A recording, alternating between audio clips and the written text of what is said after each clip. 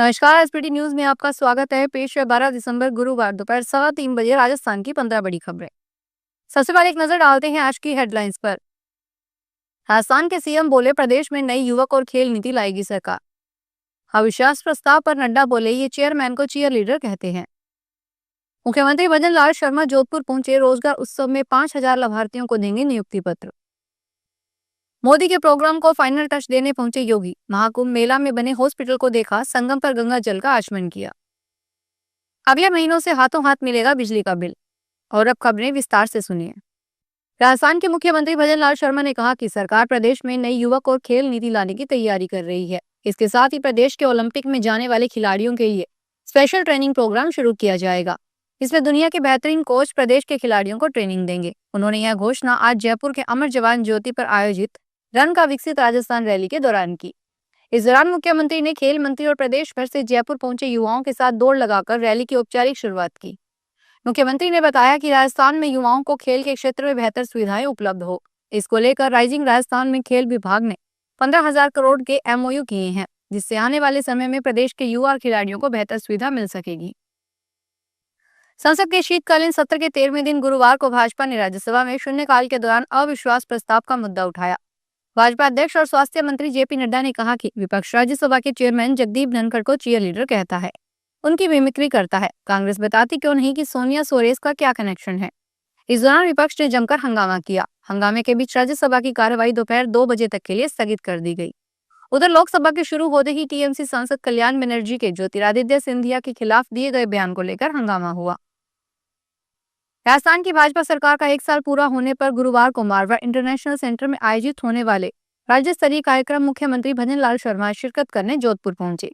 Airport पर भाजपा नेता और कार्यकर्ताओं ने जमकर स्वागत किया। भाजपा युवा मोर्चा ने एयरपोर्ट से कार्यक्रम स्थल तक बाइक रैली निकाली।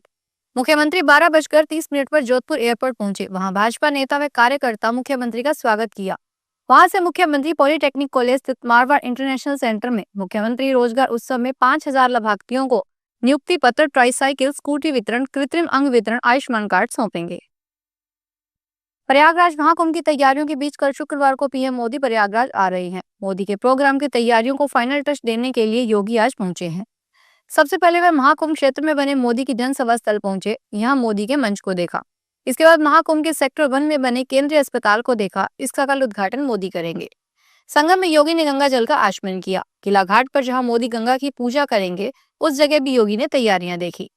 योगी परेड स्थित अस्थायी मेला कार्यालय जाएंगे, जहां जनप्रतिनिधियों से मुलाकात करके उनके साथ बैठक करेंगे। योगी 15 दिनों में तीसरी बार प्रयागराज पहुंचे हैं। नए साल से उपभोक्ताओं को हाथों हाथ बिजली बिल दिया जाएगा। अगले महीने से अजमेर डिस्कॉम यूटिलिटी बिलिंग व्यवस्था लागू करने जा रहा है। इसमें उपभोक्ताओं को मौके पर ही मीटिंग रीडिंग की जांच कर तुरंत बिल दिया जाएगा।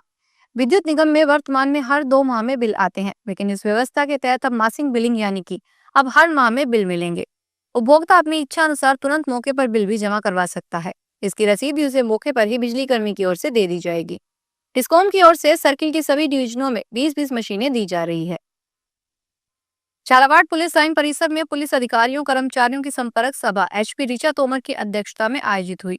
पुलिस मुख्यालय जयपुर के निर्देश पर पुलिस लाइन परिसर में पुलिस अधिकारियों कर्मचारियों की संपर्क सभा एसपी ऋचा तोमर की अध्यक्षता में आयोजित हुई।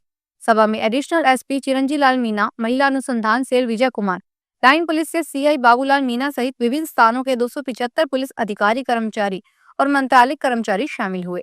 सभा में पुलिस जवानों ने व्यक्तिगत विभागीय समस्याओं से अवगत कराया। धर्मो रक्षित है अर्थात रक्षित धर्म रक्षक की रक्षा करता है। इसे सिद्ध कर रहा है श्री काशी विश्वनाथ धाम। अपने नव्य भव्य स्वरूप में आने के बाद धाम के कारण पर्यटकों की संख्या में हुई आशातीत वृद्धि से काशी ने देश में गोवा जैसे सबसे बड़े पर्यटन स्थल को भी पीछे छोड़ दिया।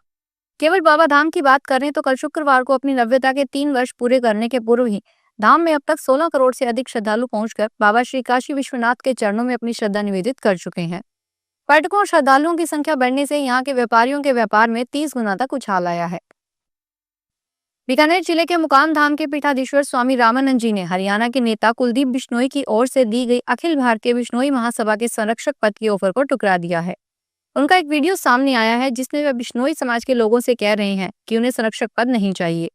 कुलदीप ने इस बारे में उनसे कोई बात नहीं की।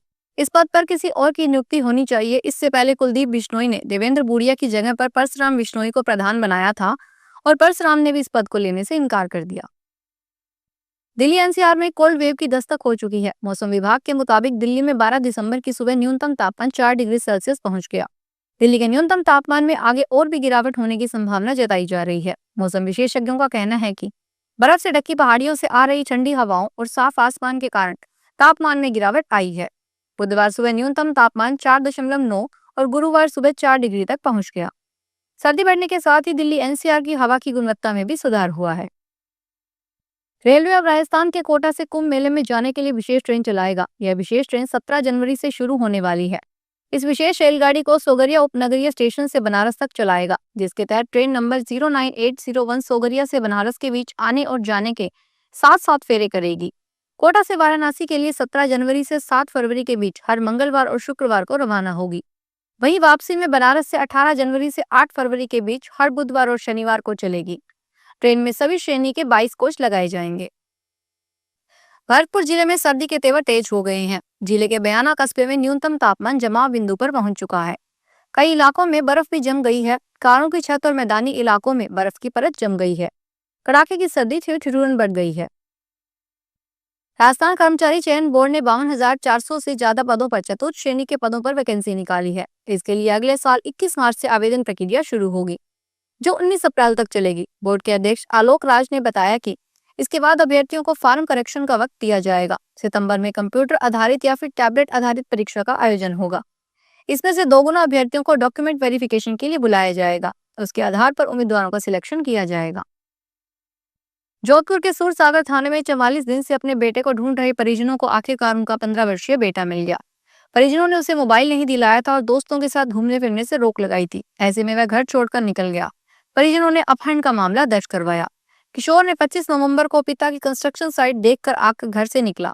पुलिस मुख्यालय की ओर से लापता बच्चों को तलाश करने के संबंध में चल रहे ऑपरेशन उमंग चतुर्थ के तहत पुलिस ने सीसीटीवी फुटेज के आधार पर उसका रूट मैप तैयार किया। इसके बाद शहर भर में तलाश शुरू की गई। किशोर का सुराग मिलने पर पुलिस ने तलाश कर 15 साल के किशोर को ढूंढकर परिजनों को सौंपा। अजमेर नगर निगम ने 25 जनवरी तक दरगाह के आसपास के क्षेत्र में सभी प्रकार के निर्माण कार्यों पर रोक लगा दी है। निर्माणाधीन मकान के आगे से निर्माण सामग्री हटानी होगी। लाइन डाले जाने के लिए रोड कटिंग आदि के कार्य नहीं होंगे। उर्स मेले के खत्म होने के बाद निगम की अनुमति से कार्य प्रारंभ किए जा सकेंगे। निगम अधिकारियों ने बताया कि उर्स को देखते हुए आदेश जारी किए गए हैं। इसके तहत निर्माणाधीन भवन के आगे ईंट, चूना, पत्थर, रोड़ी, बजरी आदि रखने पर प्रतिबंध रहेगा। सवाई माधोपुर में अब जल्द ही जिला मुख्यालय से चक चैनपुरा हवाई पट्टी का विस्तार होगा। इस पर 3,465 लाख रुपए खर्च होंगे। इस संबंध में सार्वजनिक निर्माण विभाग ने सरकार को बजट प्रस्ताव भेजा है। सरकार की अनुमति के बाद रनवे की लंबाई बढ़ने के साथ ही अन्य कई सुविधाओं में भी इजाफा होगा। यह कार्य 2026 तक पूरा होगा। सार्वजनिक निर्माण विभाग के अधिकारियों की माने तो चक चैनपुरा हवाई पट्टी के रनवे विस्तार के लिए 232 लाख रुपए खर्च होंगे।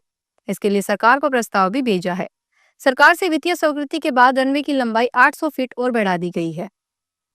फिलहाल इस बुलेटिन में इतना ही। फिर हाजिर होंगे बड़ी खबरों के साथ। अगर आप भी अपने आसपास की छोटी बड़ी और महत्वपूर्ण खबरों से अपडेट रहना चाहते हैं तो सब्सक्राइब कीजिए हमारे चैनल एसपीटी न्यूज को और प्रेस कीजिए बेल आइकन पर